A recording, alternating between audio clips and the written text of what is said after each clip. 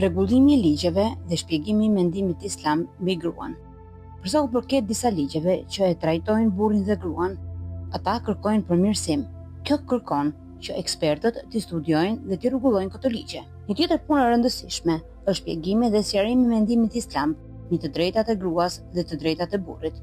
Gratë vetë janë të ftuara të bëjnë përpjekje në këtë fushë. Megjithatë, bara më e madhe bie mbi ata që kanë njohuri rreth dieve islame, sepse ata duhet të shpjegojnë dallimet mes të drejtave të gruas dhe burrit, që të kuptohet se ato janë përcaktuar në përputhje me natyrën dhe natyrshmërinë e secilit dhe për interesin e shoqërisë.